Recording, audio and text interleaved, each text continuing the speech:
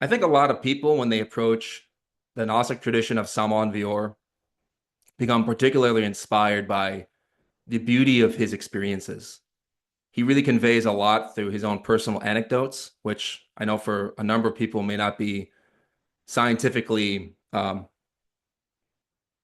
sound.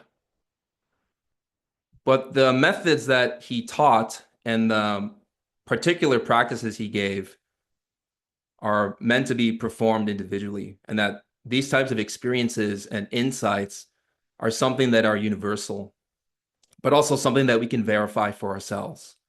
Primarily, this type of knowledge is very practical.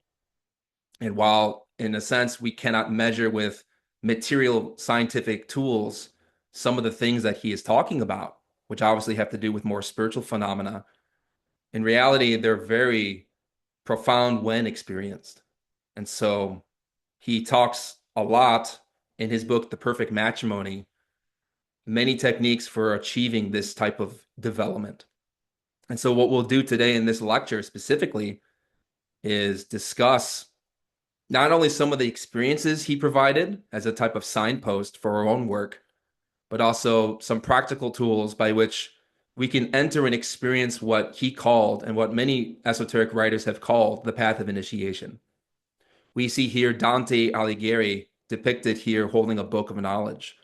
His hand is pointing towards a mountain of purgatory where souls in a upward spiral ascend towards the path of purification. And obviously, through a great effort and will on their part and great hardship, great ordeals, they achieve the goal. In the continuation of this series, we're going to explain how we enter certain steps and requirements. There's a process obviously involved in which we gradually develop our spiritual capacities to experience what many initiates have talked about. People who have fully developed in themselves these mysteries. And also the requirements, better said, the challenges that we must experience as a necessity. I know a lot of people don't like conflict. Personally, in my own life, it's been a challenge to face certain ordeals and circumstances of life, especially in relationship to people in society and certain careers.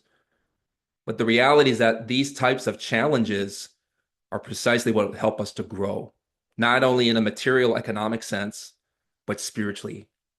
So we'll talk about these spiritual requirements, these steps of initiation, especially in relationship to a greater hierarchy of development. So previously we talked about the minor mysteries, where beginning candidates enter into a type of probationary path where they must be tested in their caliber to see whether or not they are going to qualify for the major mysteries, which is really a higher gradation of development that, due to its accomplishments, also requires more.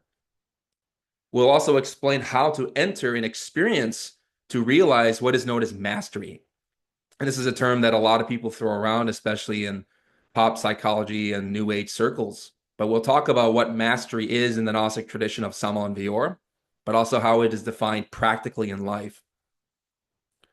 And then next, we'll examine how it is that the perfect matrimony, how a relationship, a married couple, husband and wife, serves as the foundation for really experiencing and developing and entering what is known as these major mysteries. So the question becomes, what constitutes a master? We included two very interesting images here. The first is the tree of life. It is a map known in the Hebraic tradition as Kabbalah. It is a diagram that shows us the structure of the soul. It also maps out gradations of spiritual development, not only within our physical world, but also what are known as the internal worlds. These internal worlds are something we experience when we dream. More importantly, those types of vague, phantasmagoric dream states can be transformed into conscious revelation, divine visions, real, profound spiritual insights, experiences of the soul. These are qualities of consciousness that are very refined and more divine the further we ascend up the verticality of this glyph. Likewise, not only do these spheres, which in Hebrew are known as sephiroth, emanations, map out the structure of our consciousness, they also map out levels of materiality. So while physically we have our body here in this bottom sphere of Malkut, there are higher vehicles related to a type of internal dimensionality and matter. When we dream, we experience a type of matter, energy, and perception that is not physical, but we interact with it. We think it's real in the moment. It's only when we wake up that we question the validity of that experience. But the reality is that we were interacting with matter and energy of a more subtle dimension. Likewise, the further up we go in this glyph, one experiences refined states of matter, energy, and consciousness. We operate in these worlds, these higher dimensions, with vehicles, with different types of bodies. Some people refer to the Kamarupa in theosophy, the astral body, or the mental body, the causal body. Vehicles that in us tend to be something given to us by nature. We don't have a conscious control of really these elements. We operate in dreams mechanically. And this is obvious when we go to sleep and measure how awake we were when we were dreaming. What did we perceive? What did we see? How much control did we have? The purpose of mastery is to know all of this for oneself, to know how to competently navigate not only our physical life, but also the internal worlds. And in the path of mastery, we have to ascend this glyph. This means that we enter a stage of development that requires a great amount of work. It requires hardship. It requires, by necessity, a type of shock. In order to develop something profound and spiritual in us, we need to face adversity, which is the whole point of the probationary path. Without ordeals given to us by divinity, whether it's at our jobs, our career, our marriage, our friendships, our family, we cannot change. We cannot confront the negative and disparate psychological elements of our mind that are the obstacle, because they'll remain submerged within the depths of our subconsciousness. We won't see them. And unless we see the full totality of ourselves, it is impossible to rectify the conditions that limit us. In this way, by confronting our own errors, our own ego, our defects, our desires, we have the ability to comprehend them. And not only by comprehending the deep root of any complex, of any impulse, of any thought, any desire, we can't purify ourselves, remove that which is negative, like anger and fear, pride, jealousy. In this process, we have to be shocked. In order to ascend, we must face great descents. This means to face one's own hell realms. And in relationship to the Divine Comedy of Dante, he first descended into hell in order to reascend to heaven. In this way, we are facing a type of shock, a conflict, in which we have to face the aspects of our psychology which are very difficult to see and to acknowledge because they're very painful. This is why these are called shocks. We also tend to operate in a negative type of psychology. We tend to be very instinctive. Maybe we're more emotional. Maybe we're intellectual. Life enters us through the form of impressions. We experience situations and we react mechanically, meaning if someone insults us, we feel hurt. If we're betrayed, we may feel great fear or a sense of revenge. We react in our emotions. We have perhaps the instinct to want to fight or flight. And maybe our thoughts are churning with plans and strategies for how to rectify the situation. And so we tend to get stuck in these lower three elements of our psyche, our mind, our emotions, and our instincts. The problem is that our particular psychological center of gravity is stuck in one of these elements, either our intellect, our emotions, or maybe our body. We tend to be one or more of these things predominant in our psychology. We tend to rely on one aspect of ourselves more than others. And unfortunately, this keeps us very asleep. We're not necessarily aware of what's going on psychologically or the origins of why we do what we do. This is why Gurdjieff mentioned that we are machines, mechanical. We just react to life. We don't actually do anything because we're constantly being provoked by our circumstances, and we just tend to go with the flow. But this has to change if we want to enter the major mysteries. And the major mysteries has to do with the path of initiation, how to develop the soul, create what are known as solar bodies, these higher vehicles, so that we can enter these dimensions with consciousness, and also how to perfect ourselves and remove the full negativity of our psyche. In the cosmic scale that you see here with 7 notes, there is a 4th type of person, not merely just intellectual, emotional, or instinctive, but a conscious person, a person with equilibrium, meaning in our careers, our jobs, our struggles, we enter the necessary shock of a situation that kind of provokes our consciousness, strikes us in our heart, our mind, our body, in terms of impressions, situations, experiences. We have a type of energy that's provided for us to help us awaken. And that 4th state of consciousness or 4th type of person we see by this musical scale, and these 7 notes do relate in a metaphorical way to states of consciousness. The 4th state has to do with being present, being mindful, being here and now. This is the beginning of mastery.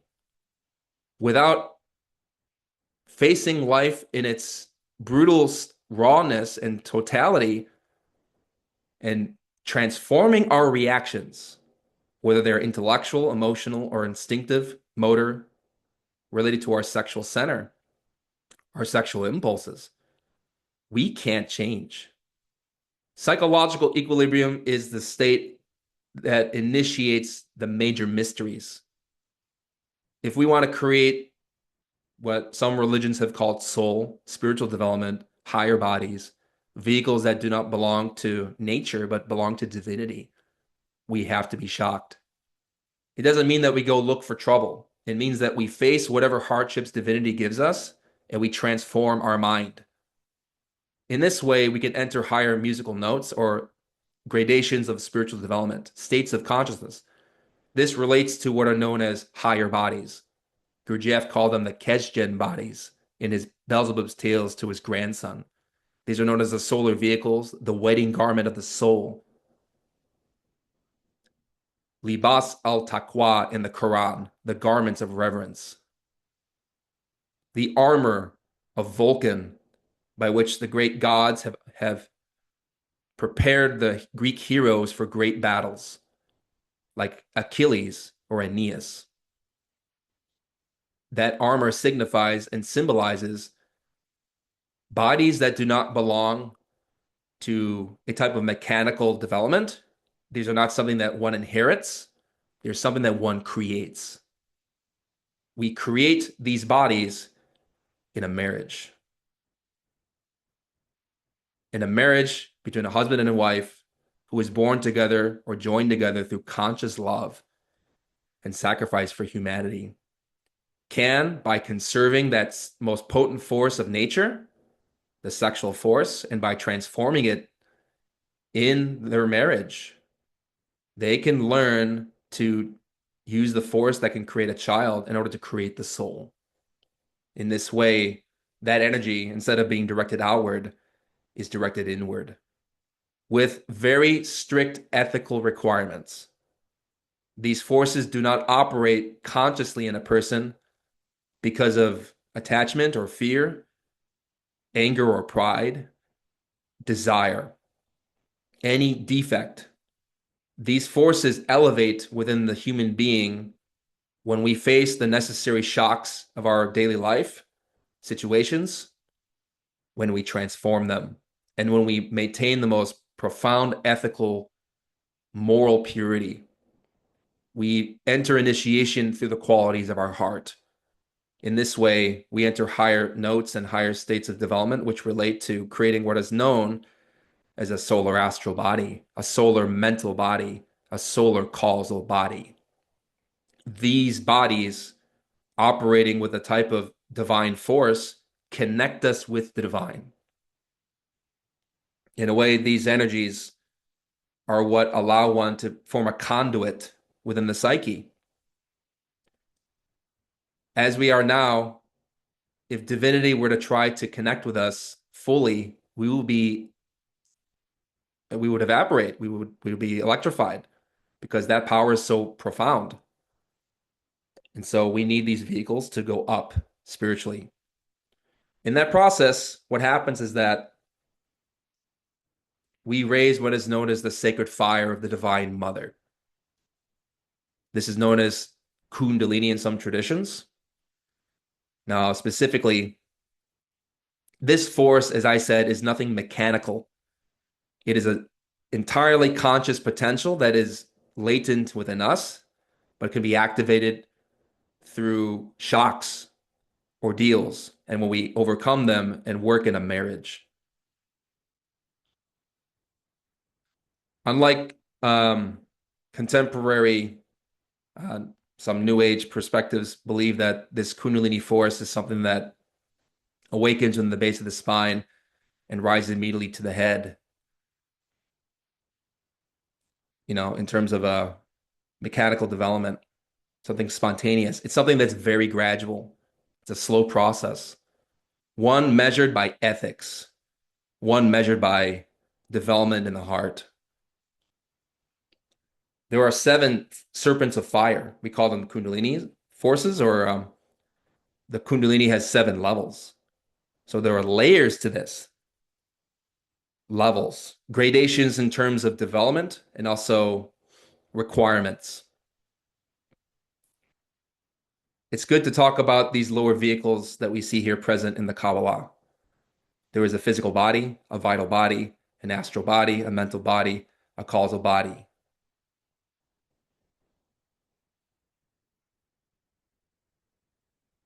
It is important to learn how to raise that force within these lower vehicles. That fire, when it rises to the spine, patiently, gradually, with much work on one's psychology, that force will form what is known as a surplus of energy, of forces. Imagine like you're filling up a cup with water and that it gradually fills to the top so that afterward one can fill a new cup at another octave, another level. That's also one correlation with the law of the musical scale, because by working psychologically in ourselves and raising those forces upward psychologically through this up the spine, but also elevating our level of being, our state of perception, one has a surplus of energy, a lot of force. And when there's a surplus in the physical body, it transfers to the vital body. Likewise, upward to the astral body, then the mental body, the causal body. Creating these vehicles of the soul, creating the spirit. Only with a surplus of energy do we have the force necessary to master ourselves. Because without energy, there is no will. There's no ability to do. And that is why we work with the Kundalini, which is sometimes referenced as the Divine Mother. She is the intelligence of God. And she only works and rewards those initiates who have proven their candidacy through patient work. And when that fire rises up within these lower 5 bodies, one can be called a master. And this is only at the beginning levels. So here we're just talking about the initial stages of mastery, what that entails. So there are 7 serpents of fire, 7 Kundalini serpents that we are greatly focusing on today. Samal mentions in the Perfect Matrimony the following: 5 great initiations of the major mysteries exist. 7 serpents exist. 2 groups of 3, with the sublime coronation of the 7th tongue of fire that connects us with the One, with the law, with the Father. We need to climb the septenary scale of fire. It's interesting that he says that these are tongues of fire, which remind us of the fires that anointed the heads of the apostles in the book of Acts. Also, a tongue references the mouth from which the word is gestated. In the beginning was the word was with God, and the word was God.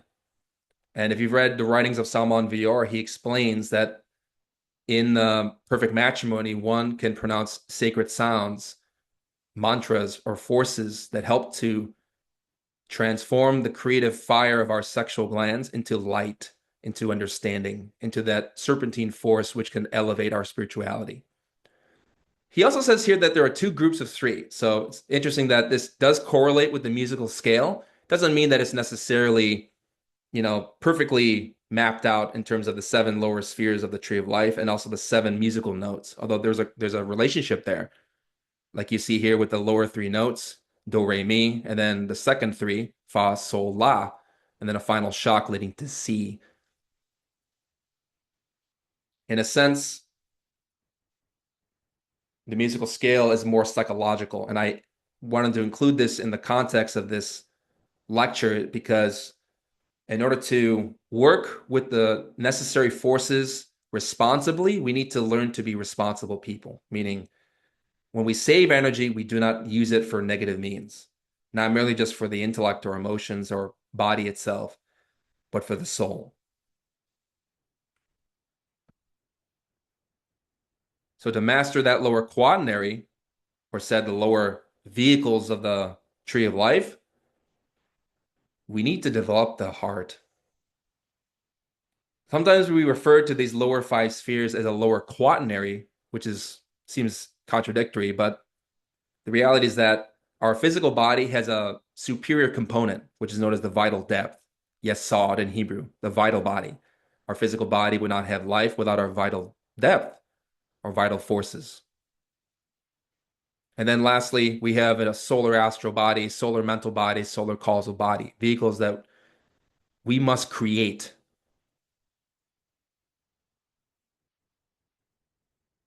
But how do we create this? What state of mind do we need? What quality of our heart is the requisite of entering initiation? Salman Vior mentions that it is the heart and mind of a child. Unfortunately, I think a lot of people become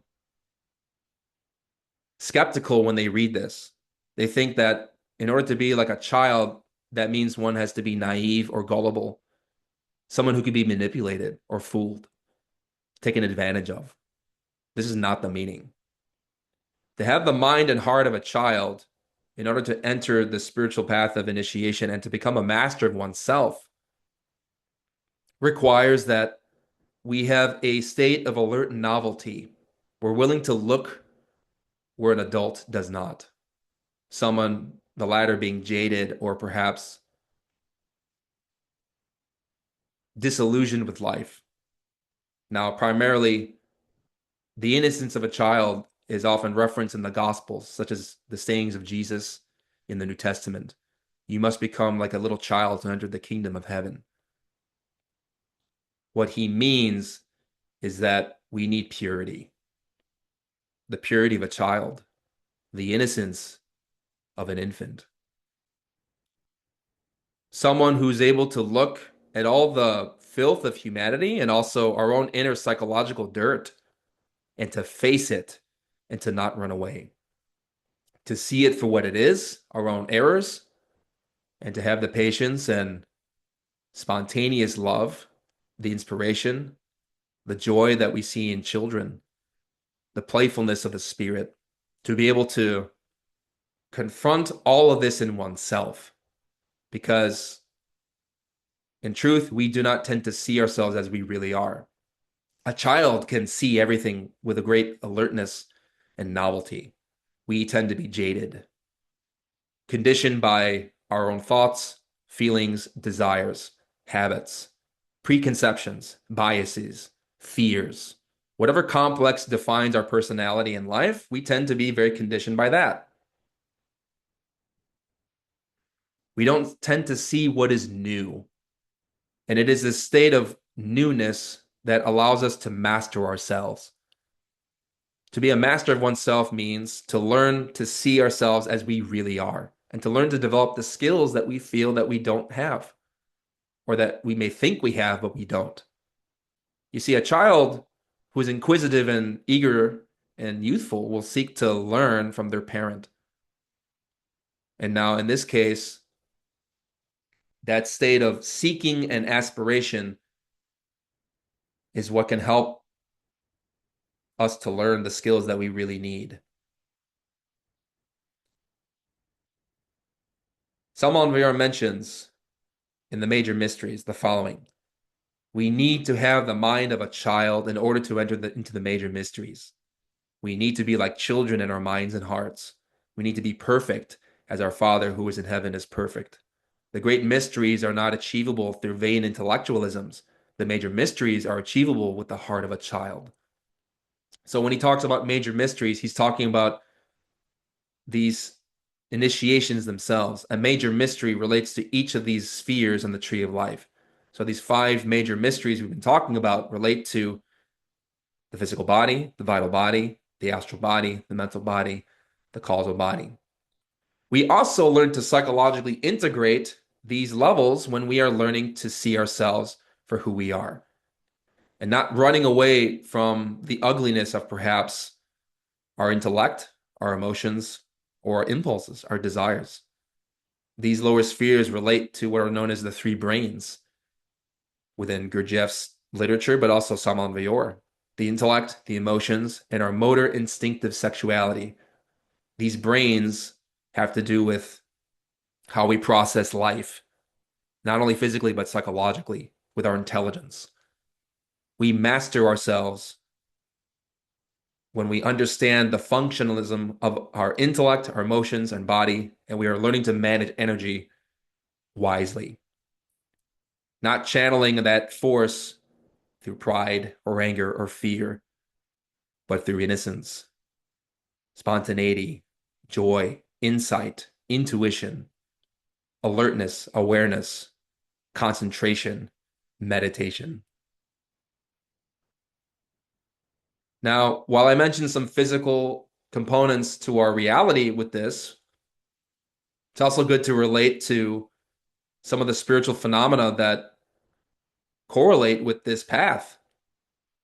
So while I mentioned some physical requirements related to initiation, especially how to work with the major mysteries, we can also talk about some of the spiritual experiences that relate to these higher degrees of mastery. Because what happens is that as we're transforming our situations in life and our circumstances, our jobs, our careers, our marriage, whatever it may be, when we're facing the ordeals of life with a sense of competence and skill, with perhaps resignation that, life is hard, but also something that can be transformed into wisdom.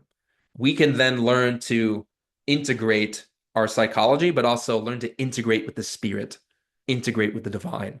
And as we are integrating our conscious parts in our physical world, meaning our psyche in relationship to the ordeals of life, the spirit and soul of the higher dimensions, the higher parts of us also do a type of work. They integrate, they fuse. And in their fusion, because right now certain parts are disparate and separate, they produce great light.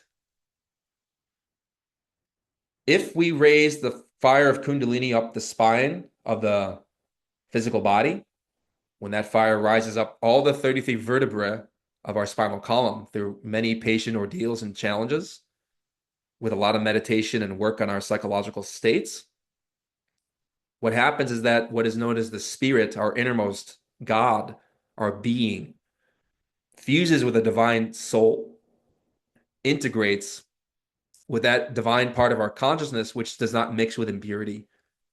These 2 aspects are like a married couple, husband and wife.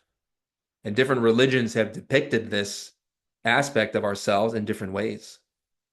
Tchaikovsky depicted this in his 6th Symphony, the beauty of the divine soul that is united with God. You also find Arthur and Guinevere. And we are like Lancelot trying to conquer the kingdom of Avalon, doing our part so that divinity can integrate and merge above. Salman Vieira also explains that as we're entering initiation, as we're entering these degrees of development, we also have experiences. We enter higher stages of wisdom in our visions when we go to physical sleep. And we enter the dream state where we can perceive these initiations firsthand. We can participate in them. And we also witness how our inner divinity is crowned with glory. Here's what Salman Vieira had to say about the first initiation. What happens with this? The soul and the spirit come before the great white lodge without the bodies of sin and in the complete absence of the I. They look at each other, they love and fuse as two flames which unite to form a single flame. Thus, this is how the divine hermaphrodite is born and receives a throne in order to command and a temple in order to officiate. As we are developing ourselves spiritually in this physical world, our innermost God becomes a master. The real master is the spirit, our inner divinity, our being. And we do our part like we are the foot of our body that acts in accordance with the will and commands from above. Both need to work together. The whole body must be integrated. And in a sense, this work is about removing the imperfections of the self so that these elements can become pure and can merge. In the first initiation of major mysteries, our inner God receives a temple. And in that temple, our spirit officiates. The physical body is, in a sense, also a temple in which our spirit must learn to command through our spinal column. And as we raise the fire of Kundalini up this first body, its spinal column, we receive a type of initiation here. And then we can learn to express more of those divine qualities in our life. In the second initiation, relating to Yesod, this is the vital body. Likewise, after the surplus of energy from the physical body rises within our internal vehicles, we raise it up our vital depth. And likewise, up 33 new spinal column, 33 new canyons or vertebrae of the spine. We sometimes call them canyons in esoteric language because, in a sense, it's kind of like a gorge. We have to fill the depths of ourselves with this force and to bridge heaven and earth. In this initiation, one learns to develop a type of spiritual potential within one's vital energies. In this process of spiritual development, we have to learn to crucify our negative states. This is symbolized in the life of Jesus of Nazareth, who depicted through his passion and his crucifixion the psychological path that we must follow. As he was crucified, so must we also crucify our passions. This deeply relates to our etheric body. We have many impulses, instincts, sexual drives, complexes, passions, appetites of a sexual nature that relate to the etheric body. Our etheric body is like the vital sheath that interpenetrates our physical body. And due to our instincts and desires, we tend to take that force and waste it. And obviously, as we're saving our energies physically and sexually in this work, we have a surplus of force. And with that surplus, we can learn to see these deep rooted psychological elements. The vital body is sometimes known as Tosoma Suchikan. It is known as the wedding garment of the soul. It is the vehicle of our sexual forces, more specifically. There are different forces that relate to our vital depth. Some authors have referred to the ethers, and these ethers are not merely physical. They're vital and energetic. They're known within Qigong or Chinese medicine.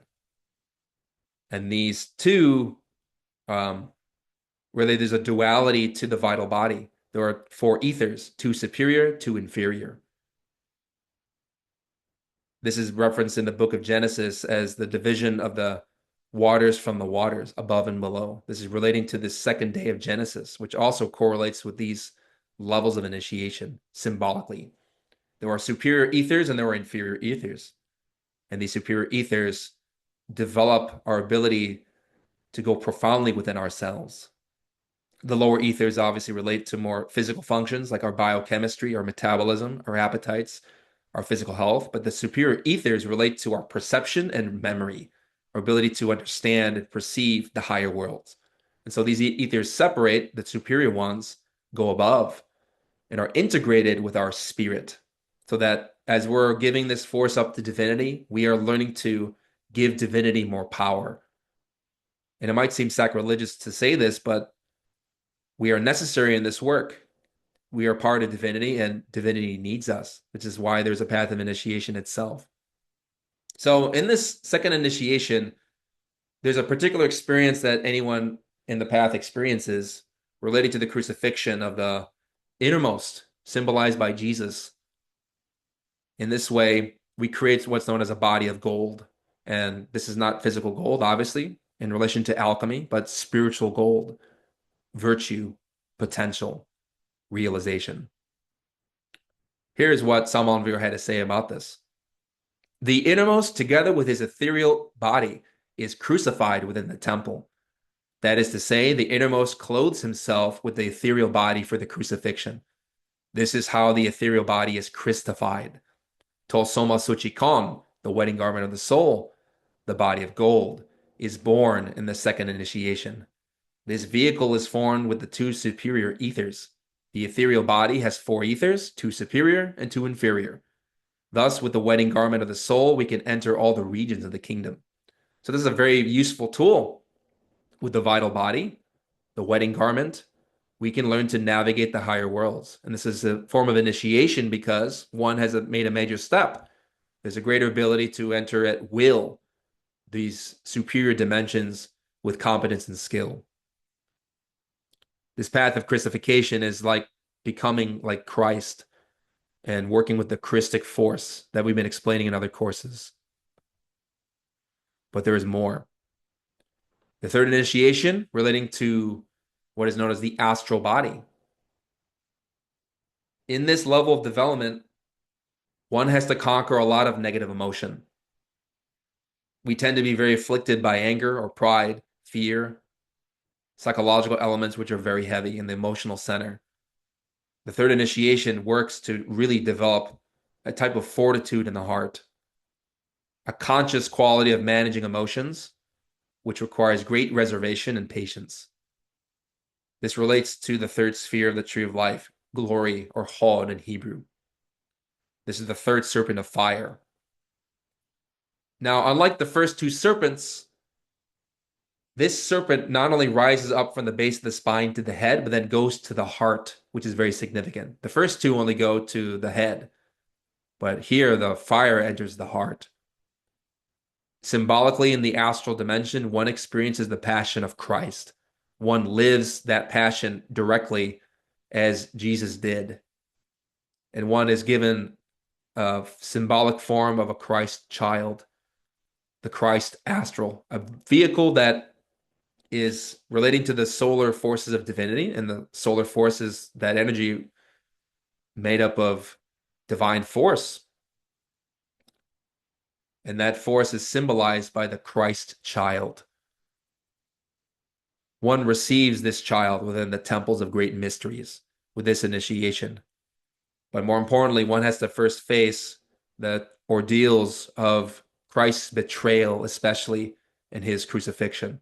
And this is very interesting relating to this sphere, because as relating to the heart, one has to face betrayal, treachery, condemnation, ridicule, pain, and yet face it with love for humanity.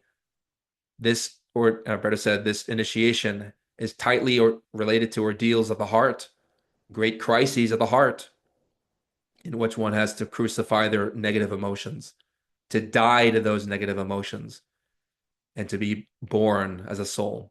Here's what Samanvir said in The Perfect Matrimony. When the third serpent reaches the heart, a most beautiful child, the Christ astral, is born. The outcome of all this is the initiation. The neophyte has to experience within his astral body the entire drama of the passion of Christ. He has to be crucified, die, and be buried. He has then to resurrect and must also descend to the abyss and remain there for 40 days before the ascension. So there are levels to this. In a microcosmic scale, the descent into hell and to remain in 40 days within the inferior dimensions of nature, known as Klipoth in Kabbalah, the hell realms, is one type of scale in terms of a greater cosmic development. Obviously, one has to face one's deepest defects in degrees. And in this level, one has to go to the abyss, face one's own hell realms, and remain there for a certain period of time in the internal worlds, when physically one goes to sleep, so that after the purification of the astral body, that vehicle learns to ascend to a higher state. This is known as the ascension, represented in Christ's life. The number 40 in terms of 40 days is highly significant as well. 40 days or 40 nights in the wilderness, meditating, facing the devil, in Christ's story of his ministry. Also, we find 40 years in the wilderness of the Israelites facing great hardships. These are, in a sense, symbolic days. One has to face hardships and be qualified for, certain coronations and degrees, because we only receive spiritual experiences and development when we've earned them. There's also the fourth level relating to Netzach, the mind. This means victory in Hebrew. This is also a very challenging ordeal, challenging initiation. One has to clean out the mind very much. The mind is the den of desire. And the intellect, with its sophisms and complexities, its distractions and its associations, its wandering and meanderings, is often difficult to control, especially as we're learning to meditate. In the fourth initiation, one has to clean out the intellect very deeply. By cleaning out the mind, one has greater serenity, more concentration, more insight, more intuition. One also acquires what is known as the degree of a Buddha. And a Buddha in Sanskrit means awakened one. This is a very beautiful stage and development in which one has become crowned as a beginning master, or better said, a beginning initiate. One has conquered the mind to a certain degree and has a certain level of mastery of oneself. In this way, one is beginning to enter the world of the gods. Now, there are obviously levels of Buddhas. There are beginning Buddhas and there are self-perfected Buddhas. Here we're talking about the beginning levels of mastery, not merely just the end goal. I think some people get stuck on the idea that a master is someone or some person who only has really reached the heights, perfection. But there is beginning mastery and there's also perfection in mastery. There's a certain initiate who welcomes these beings or new candidates, these Buddhas, into the temples of sacred mysteries. His name is Sanat Kumara. He is the founder of the College of Initiates on our planet from many ancient times, very old. He's an immortal master who teaches those and prepares candidates in the internal worlds. Here's what Samal Veer had to say about this initiation. In the world of the mind, Sanat Kumara always welcomes the candidate, saying, "You have liberated yourself from the four bodies of sin. You are a Buddha. You have entered the world of the gods. You are a Buddha. Everyone who liberates himself from the four bodies of sin is a Buddha. You are a Buddha. You are a Buddha."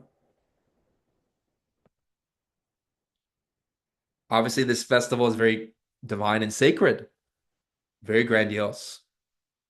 Salman Vera gives many beautiful descriptions here, where also the divine mother, Kundalini, our sacred eternal feminine, greets us in the temples and presents her child, congratulating us or congratulating the candidate for initiation. Salman Vera continues, "The cosmic festivity of this initiation is grandiose. The entire world, the entire universe trembles with happiness, saying, 'A new Buddha has been born.' The Divine Mother Kundalini presents her child in the temple, saying, 'This is my beloved child. He is a new Buddha. He is a new Buddha. He is a new Buddha. The holy woman congratulate the candidate with a sacred kiss. The festival is terribly divine. Obviously, when Samuel Vera was writing in Spanish, he was using the pronoun he, but in general, it refers to both men and women, to humanity as in general, because women have the same rights as men, as he clarifies in other lectures. But here the temple is grandiose and spectacular. The festival is sacred. And obviously, these initiations are very beautiful and inspiring and elevate the heart. What's also important to mention about the fourth initiation as well is that one learns to extract the most pure elements of this mental body, or we can say inferior qualities of mind, in order to unite it with divinity. This extract is a type of, removal of the most pure elements from the impure, which is a symbol of alchemy, right? In terms of the medieval Hermetic traditions of Europe, one transforms the lead of personality into the gold of the spirit. One extracts that type of substance of a spiritual type from the inferior elements of pride and mental arrogance, a type of mind that is erudite and intellectual, but divorced of spirit. We remove and extract that which is pure from those conditions and learn to develop a mind that is like Christ, a mind that is in tune with divinity and that is not antithetical. It is a mind that is intuitive. It doesn't need to think. It's a mind that knows how to know, to perceive, and to understand. This doesn't discredit the necessity of intellectual deliberation in our daily life. Obviously, as we're developing and learning how to develop a more spiritual type of mind, but it does mean that gradually, less and less, the intellect becomes a burden. Instead, it becomes a useful tool. And in this fourth initiation of major mysteries, this fourth degree, one has achieved a level of mastery with that. Here's what Salman Vior says about this ceremony. The great masters of the mind extract from within the mental specter the beautiful child of the Christ mind. This child is born in the fourth initiation of major mysteries. Everyone who receives the fourth initiation gains nirvana. Nirvana is the world of the holy gods. Whoever reaches the fourth initiation receives the globe of the imperator of the mind. The sign of the cross shines upon this globe. So we see here an image of the Christ child with the Virgin Mary, a symbol of how the Christ mind is crowned and carries the globe of the ruler of the world. And this is a very powerful and beautiful symbol. The reality is that people look for power in this physical world by using their intellect. And they fail to realize that there is a greater power of really a mind, spiritual mind, a solar mind that can learn to govern not only physical circumstances, but also the internal nature of our inner kingdom. And so this globe with this cross is a symbol of how one conquers the inferior aspects of our lower kingdom, signified by the 4 points, the cross, the 4 elements, earth, air, fire, and water, which are deeply significant in order to transform one's life. And that globe of the imperator of the mind is a symbol of how one has a certain level of mastery by which one can instead navigate life with even greater wisdom. But there is a fifth initiation that is very important to talk about too. This is in the world of nirvana, the world of Tiferet in Hebrew, which means beauty. This is related to the body of conscious will. This is the will of God. We obviously, in our beginning levels of practice, do not have much willpower, but with initiation and mastery, one develops will. This means the ability to focus and do one thing, to see its resolution carried out, no matter the shocks of a conscious experience that we face. So going back to that image of the 7 notes, one reaches the top of that musical scale by entering in another type of shock, because it is a very profound and different thing to have a solar will, a will that can obey divinity. That requires a lot of ordeals and challenges, shocks in life. so that by facing the most submerged elements of the mind, one can enter the fifth initiation of major mysteries. When one has a solar will, has created a solar causal body, one can incarnate their soul. The soul is developed, it's initiated. It was an embryo, and now it is a certain level of mastery. It is the beginning. Here's what Salman Vir had to say about this. The body of conscious will is born in the fifth great initiation. Everyone who is born in the world of the conscious will inevitably incarnates his soul. Everyone who incarnates his soul becomes a true human being with soul. Every true, complete, and immortal human being is an authentic master. Before the fifth initiation of major mysteries, no one must be called by the title of master.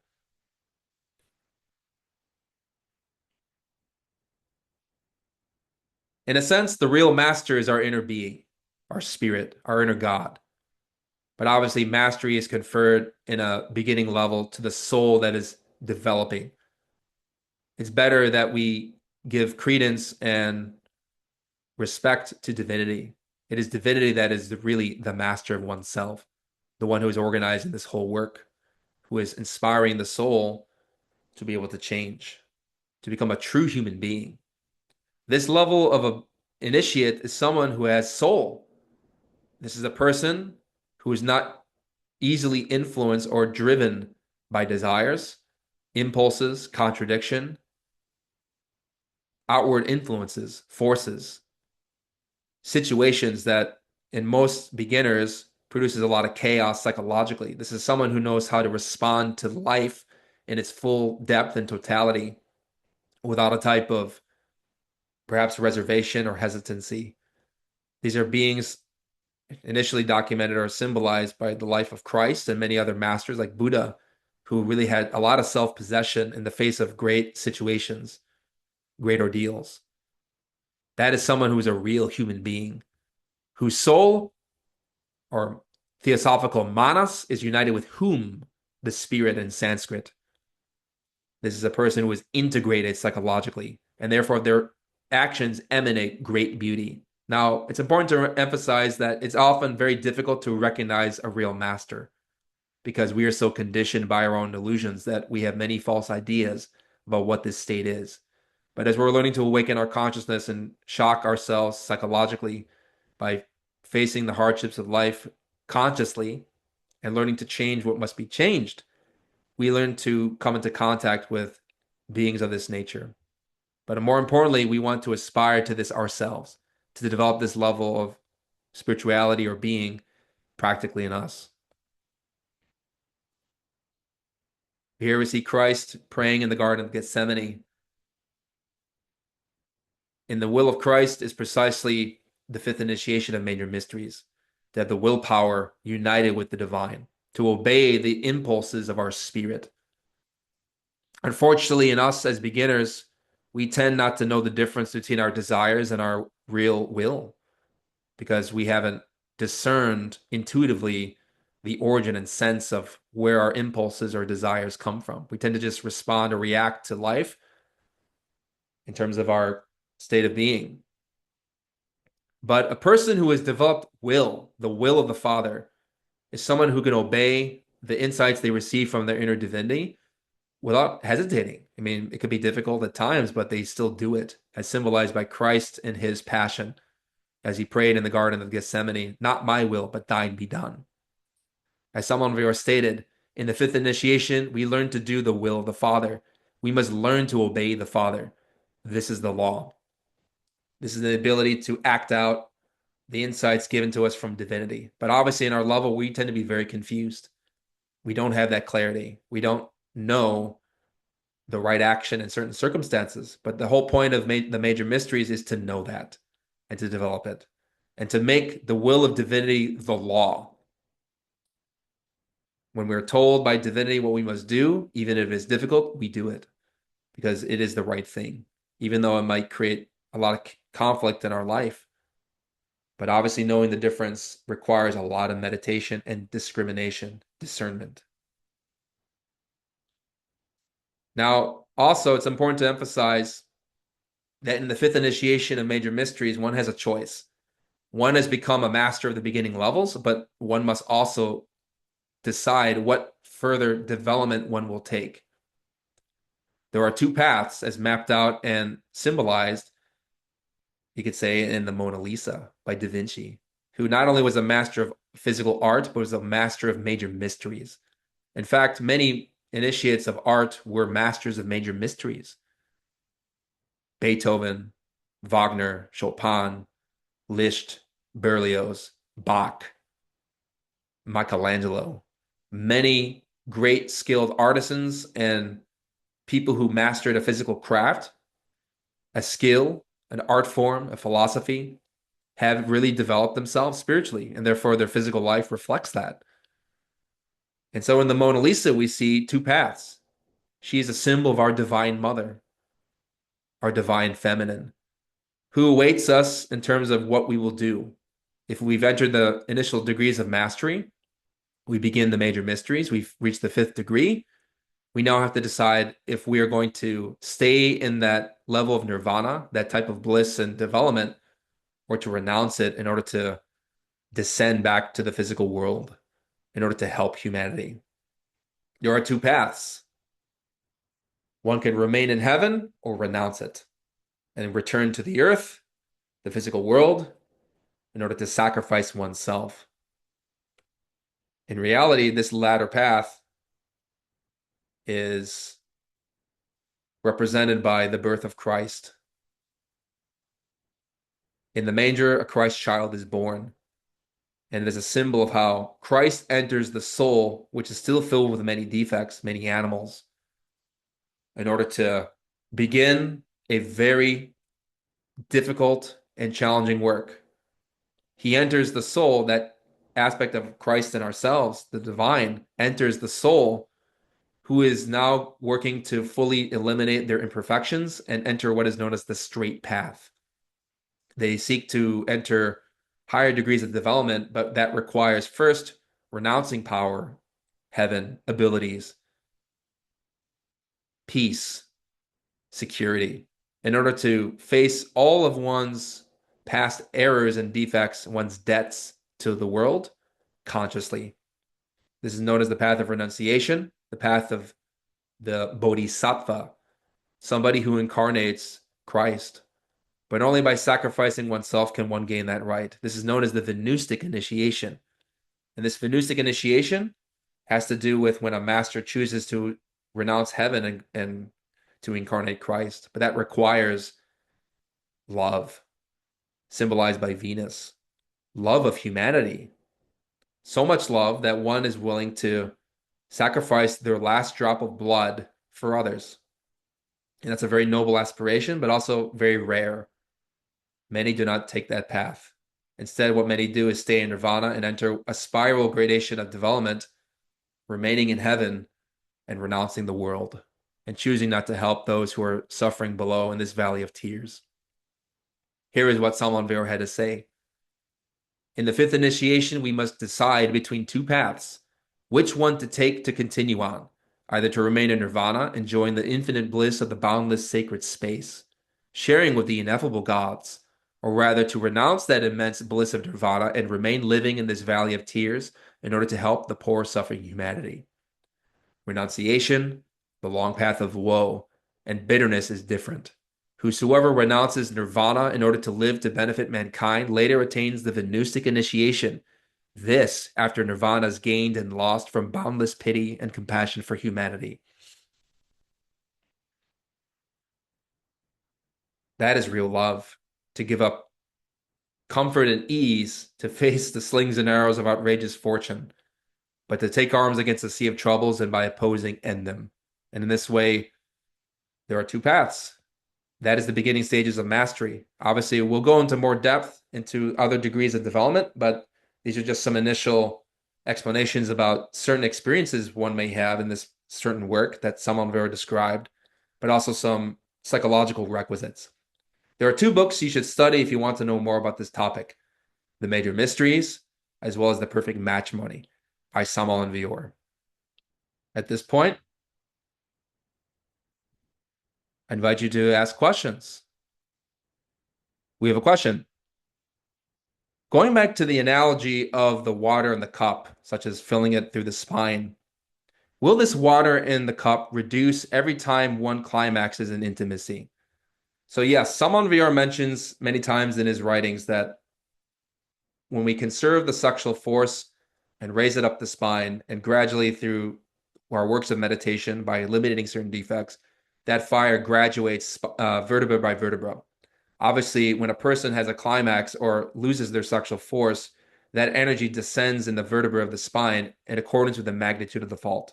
Obviously, there are more serious falls, some are more minor. It depends on the degree of intensity, but also the type of psychological identification that was associated with that fall. Now, obviously, one has to regain that development with work and patience. It's not easy to learn this science. Do not beat yourself up if you're still learning and it is difficult. But with time and practice, it gets, in terms of controlling the energies, easier. What tends to be harder in terms of psychological development is that even though one is conserving that force and avoiding climax, one still needs to control the heart. Brain against sex, sex against brain. But even more difficult is heart against heart. The path of initiation is actually harder in relationship to psychological ordeals. So yes, even though if you have an accident, which happens to many people, one will lose a certain degree of energy in the spine. But obviously that's relative to the degree of the intensity of the fault. But also it's important to recognize too that if we had the fire in our spine but are investing into a lot of anger and pride or lust, even though physically not ejaculating that force, one is still going to lose energy. In a sense, one will take that force and instead of raising up the spine, will fortify the ego. So that's why this path is dangerous because we have to be not only just responsible physically, not wasting energy through the orgasm, but also want to be able to, we have to be able to control our emotions, our heart, right? Through the challenges of life. That's also difficult. And obviously, the ordeal of heart against heart has to do with a marriage because the most painful emotional crises can occur between a couple. So there's a level of development there.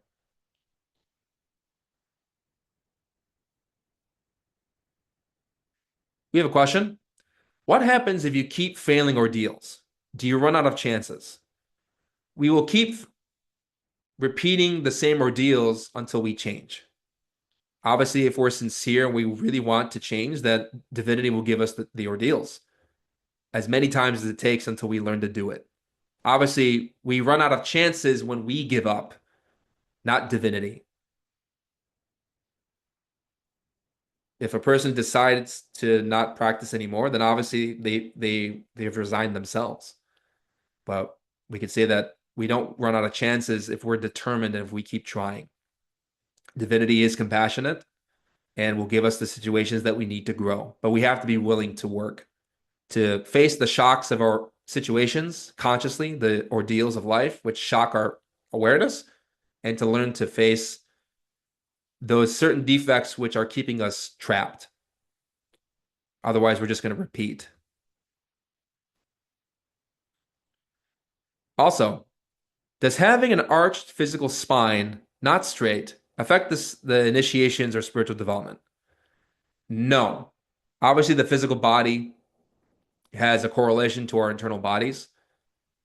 You know, any physical illness will have some effect psychological or, on our body and our health, maybe even psychologically too, as we're, you know, related to our biochemistry too.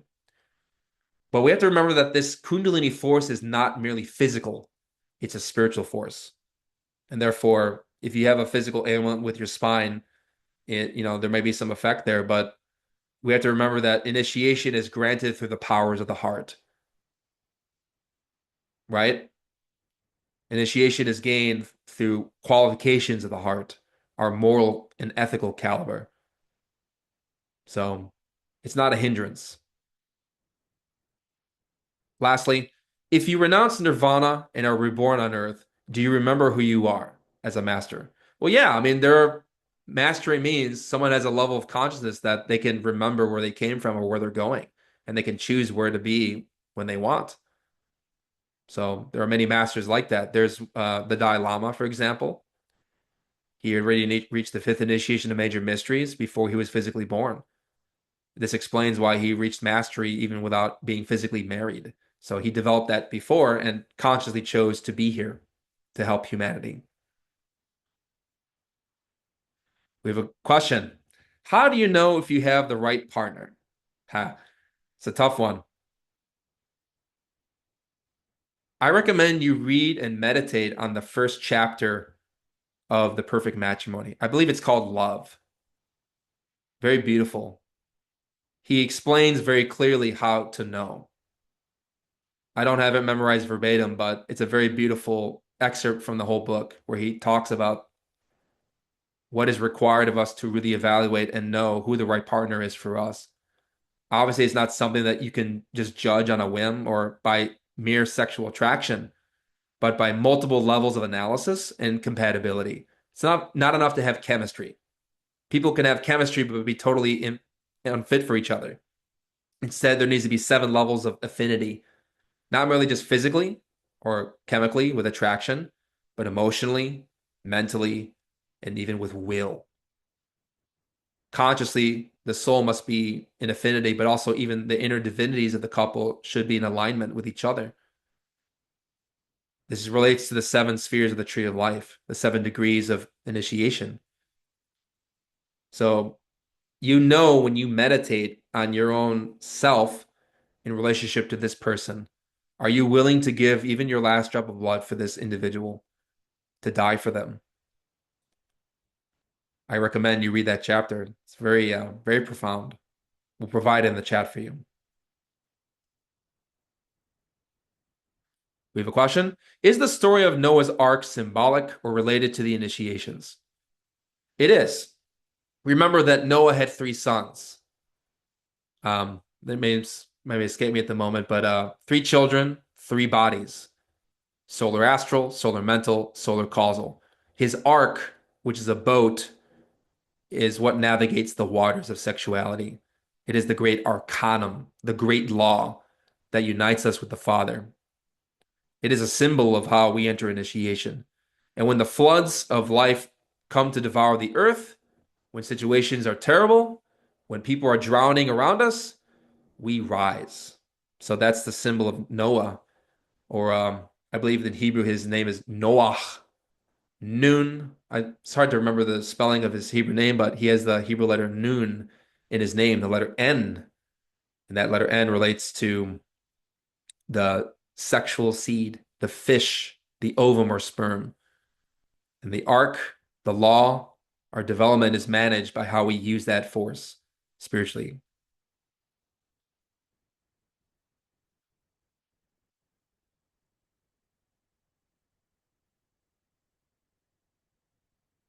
We have a question. Every time I interact with others, I'm given the chance to reflect on aspects of myself that I wasn't really fully aware of. The conversations often shed light on character defects I didn't know I had. Although I don't express these reactions outwardly, my ego turns on me and it feels like I'm being torn apart from the inside, almost as if I'm being attacked by a wild animal. It's a painful experience. In these moments, I notice more ego is trying to rise to the surface, but I resist. I recognize that I am the one who needs to change, and I don't blame others for their behavior. But my question is, how does one cope with the remorse that follows? I feel weighed down by the darkness I'm seeing in my psyche. I am thinking this too is another cunning ego, but the feeling won't seem to go away. At the same time, I'm grateful to my inner being for these experiences so I can face my character defects. This is obviously a very common problem we all face, especially if we're very introverted and perhaps very reflective. We see things in ourselves that are very ugly and that we may feel shame. So there's a common reaction, especially in the beginning, as we face the shocks of certain situations and our defects emerge from the depths that we don't like to see. Now, obviously, there could be a complex there. One is the egotistical qualities that are producing conflict in our life, but then secondly, the shame that follows, maybe self-criticism or maybe even fear. Now, I would say remorse is a different thing. Shame is an ego. Shame is an ego that hates itself and hates life, wants to self-destruct. In a sense, remorse for one's errors is a good thing, and it's a conscious quality. When we see in ourselves that we are responsible for causing suffering and that we have the will to change, what will help to alleviate that pain is, especially if we've done something that we feel is wrong, we can seek to rectify the situation, maybe repairing a relationship or doing something kind to someone we may have harmed, in order to help not be so weighed down by the heaviness of our error. It's not good to bottle it up. It's good to reflect, but also not only just develop an understanding of shame, it's also important to also develop our understanding of virtue. It's very easy to get morbid. We see a lot in ourselves that is negative and ugly that we don't want to see, and that there's a resistance to not want to face that. That's obviously another defect. The ego doesn't want to be caught, and so it hides. It does so through resistance. One way to overcome the heaviness of all that is to meditate on virtue, meditate on your divine mother, meditate on the qualities of God, patience, equanimity, serenity, acceptance, tolerance, fearlessness, strength. There are a lot of virtues that we do carry within, but we tend to ignore that. It can be good to meditate on those virtues. Literally, you can visualize your divine mother in any form that is natural to you or inspires you, no matter the religion. And in this way, you can reflect on the good qualities of our divinity. Otherwise, we risk being one-sided, just focusing on the bad. We have to be balanced, integral. I also recommend work with the magic of the roses. If you feel like you're dealing with a lot of emotional pain, especially seeing your own defects, it's good to do the magic of the roses. There's a practice given by Glorian Publishing, which is a form of elemental magic, working with the soul of the rose, so that it can help to strengthen our heart. And that way you could have more strength by which to not only just accept the situation, but also have the will to change and also to alleviate the sorrow that you feel.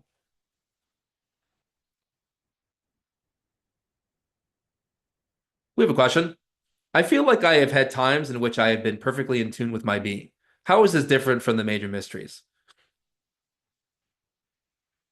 Basically, these are degrees of development. I mean, to know what that's going to look like for you is obviously going to be something that's personal. It's one thing to be in tune with divinity, for moments of the day, but an initiate of major mysteries is someone who has continuity. They're consistent. They're established. Their center of gravity psychologically is in their divine will. So while our tendency is to kind of get stuck within thoughts, feelings, or desires, we kind of fluctuate and maybe we enter a state of conscious perception, a shock of awakening. A person who has entered the major mysteries is someone who has that developed consistently. Their level of gravity psychologically is established within superior sentiment, superior mind, and superior will. So that's more permanent for them. They're living in that type of state. But obviously, what that's going to look like for you, mastery is very individual. It's something unique to us. That's a general principle, but in reality, every master is going to be unique. And also, if we enter mastery, that's going to be unique to us. The qualities and character of our divine personality. So there are differences in terms of intensity and degree. Excuse me. Also, how long should it take to get through the 9 minor initiations to begin the major initiations? And how do I know how old I am initiatically? Good questions. I wouldn't say physical time is there isn't a set time physically in terms of our material calendar by which one enters the minor mysteries or finishes them or enters the major mysteries. It's going to be something personal to us, and it depends on our degree of intensity and work, our consistency, our development. Obviously, people who are married physically could enter the nine minor initiations very quickly. I mean, relative to someone who's working independently as a bachelor, you're working with their energies sexually, pranayama, mantras and runes, etc. A person who is in a marriage has more fire and force by which to accelerate that process. So it's relative in degrees. We say it's faster than being single, but as for physical time, there is no set calendar for this. It depends on one's will, and it's something that could be verified through our inner experiences. So we know how old we are initiatically by experiencing that in the internal world. So for those who are not familiar, these levels of major mysteries are mapped out numerologically. So the Kabbalah is a science of numbers, and there are certain numbers associated with levels of development. From the years of 0 and 90 are basically, for every decade, is an initiation of minor mysteries. 10 through 90, better said, the first to the ninth degree of minor mysteries. 100 years, which relate to esoteric age, as term quality development in oneself, has to do with hundreds to 500, the first five initiations of major mysteries. Every 100 for every major mystery. And you learn those initiatic ages when you are told internally by divinity or from a master, from your inner experiences. They can tell you you are 90 years old, which means ninth degree of minor mysteries. Or maybe you're 200 years old, the second initiation of major mysteries. And so these numbers are going to be relative. There's, it's going to relate to where you are initiatically, for those who don't know. But you learn that by working with dream yoga and astral travel.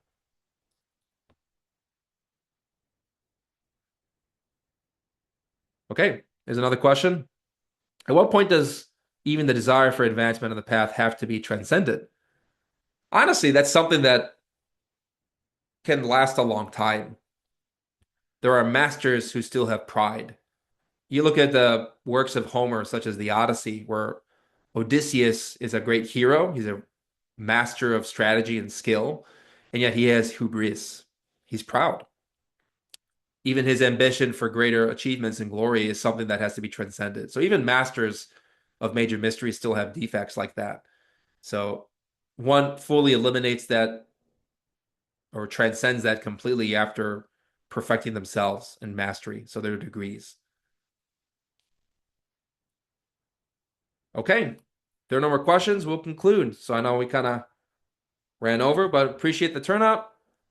Hope you enjoy the lecture, and we'll be having future lectures online on Zoom in the near future. Just check the meetup page and we'll keep you announced. So I greatly appreciate it. All the best.